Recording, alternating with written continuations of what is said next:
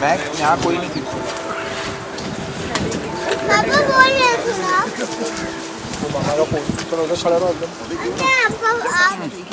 and in this area, their objective will then be to basically reunite with the troops landing at Utah at 6:30 in the morning and then go and take Carentan. Carentan will be, it's one of the episodes of Band of Brothers. It's one of the main knots basically that will link then Utah sector with Omaha sector. And that will only be taken 6 days after the landing on the 12th of June, 1944. So this is when they connect Utah and Omaha together, while others are going up north towards Shelburne. Alright? He of a heart attack. He's buried here in the cemetery, and he's buried next to his brother Quinton Roosevelt, who died in the previous war, in the Great War. So it's really case to case when we bury soldiers here. It's not all men who died just on the 6th of June. It's larger than that, the Battle of Normandy, and then case by case during the whole battle that took place after the Battle of Normandy, and also even before. So the latest soldier that was buried here, he was buried in 2018. So in 2018, we found one of the twins. So the twin, Julius Piper, was buried here, and his twin was only discovered, basically identified, in 2017. So this is when we decided to have the two brothers buried here, one next to the other. So it's really case to case. Omaha, 34,000 men land, and remember, high casualties, hence the nickname of Bloody Omaha. I think we'll talk about that when we get down to Omaha. Right, so where is Utah from where we are? All going on the left-hand side. The common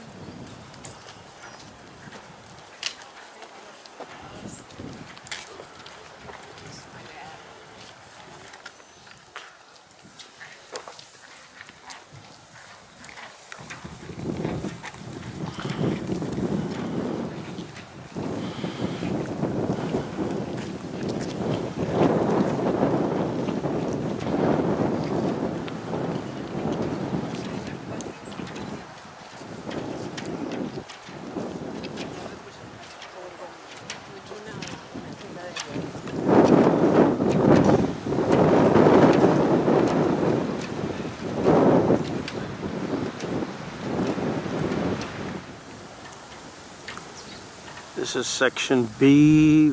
Here within this section is the Roosevelts. Though because of the aeration that's kind of goes.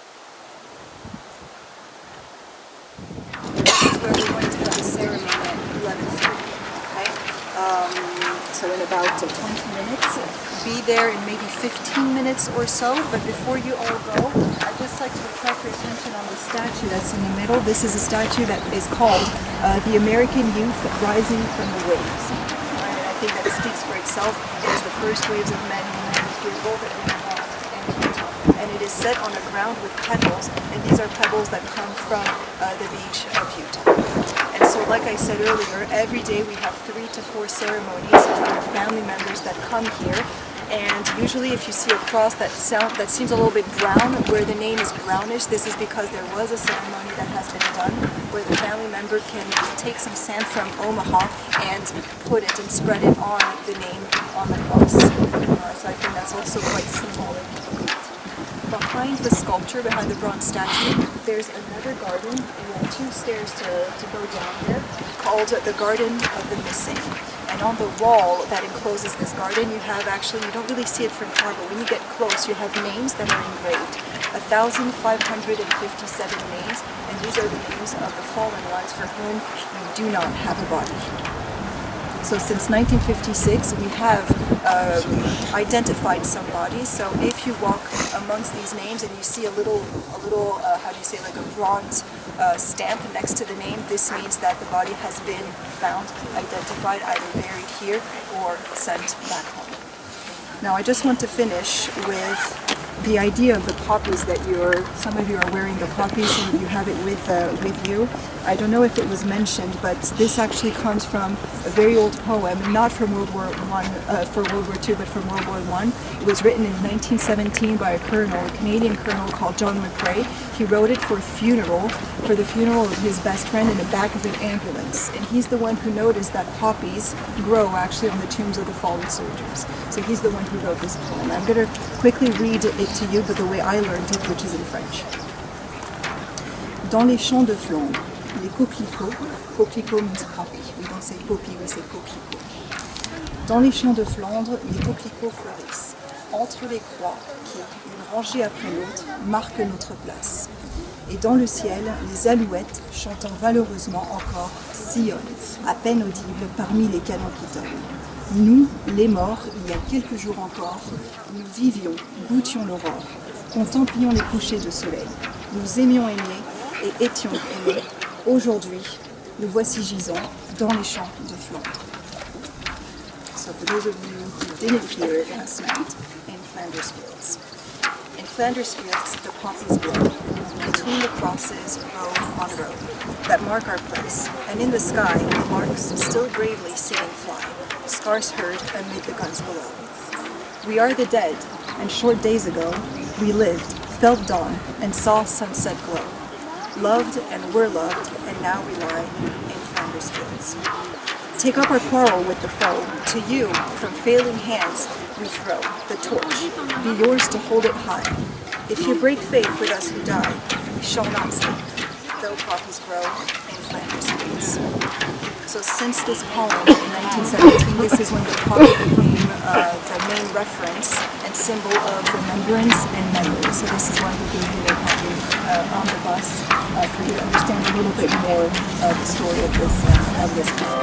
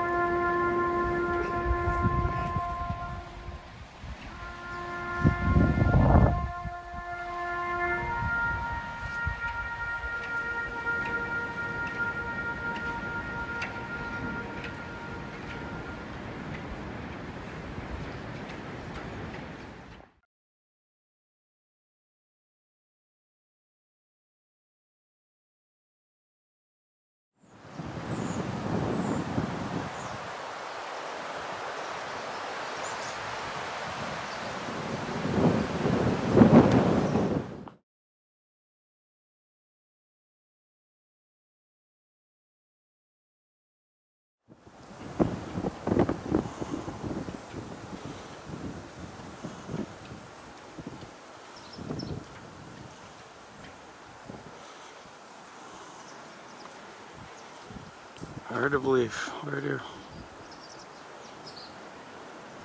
Left to enlist in the Army. Jean was 21 years old in June 1944.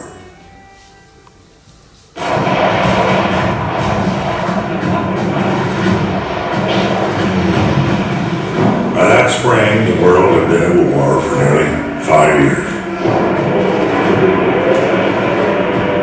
Millions had already died.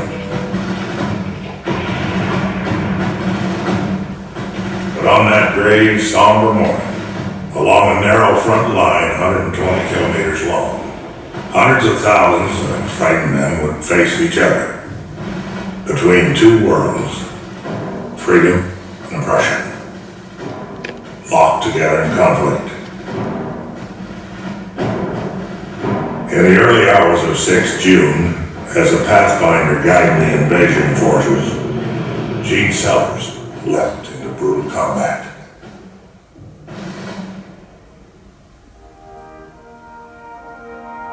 Norval Carter was 32 years of age, a captain in a profession that usually employed younger men.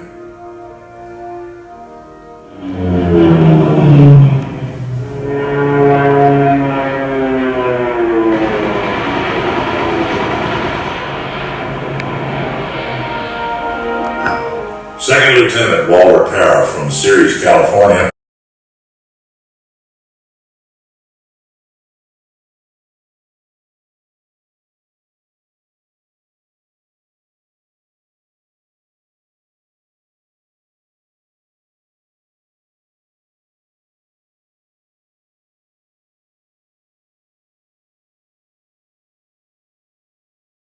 even at the beginning of the 20th century, and for sure it will never be. Now imagine this Omaha Beach full with these obstacles that you've seen on the picture. Now I just want to, as we're driving very slowly, imagine all the way 100 miles away, the English coast, at 5:30 in the morning from these WNs. So we have WNs where we were on either side of the beach, but also every few hundred meters we have a bunker, a WN here at the level of the beach down here. Take a look on the right with the bluff. We have some also in the middle part of the bluff, and we also have some pillboxes all the way on top of the bluffs here. So really a strong Atlantic wall here. About 1,300 German soldiers facing these boys that are landing. They have the high advantage, they have the higher ground, they know the area, and of course they are ready with their machine guns and their 88s, as well as the other artillery that is further inland. So very, very high German defenses, much more than was expected actually by the 29th and the 1st Infantry Division, so the big red one. So nowadays we have removed all the obstacles. Up until the beginning of the 1970s, we still had here and there some obstacles. It took a lot of time for us to remove one by one, to demine everything, to remove all the mines as well. Imagine that there were floating mines also all the way into the sea. Now 5:30 in the morning, the Germans look out, and what do they see?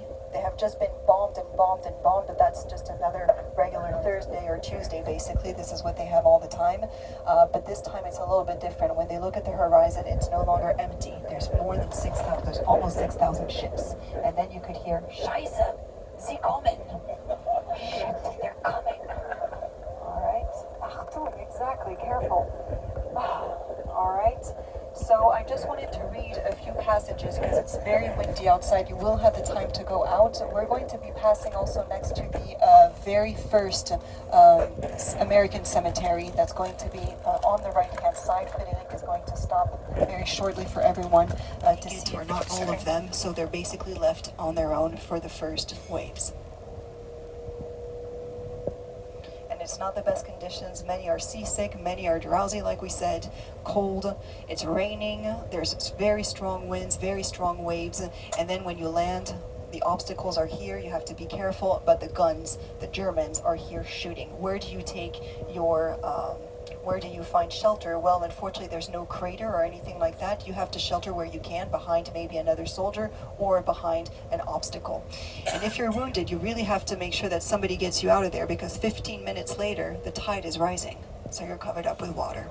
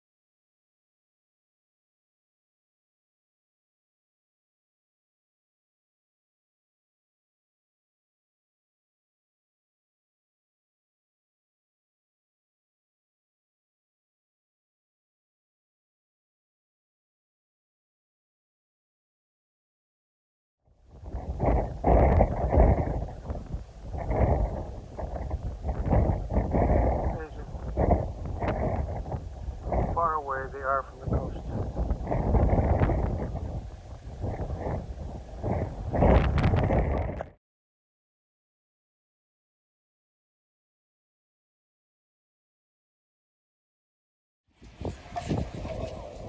Auto Marsh.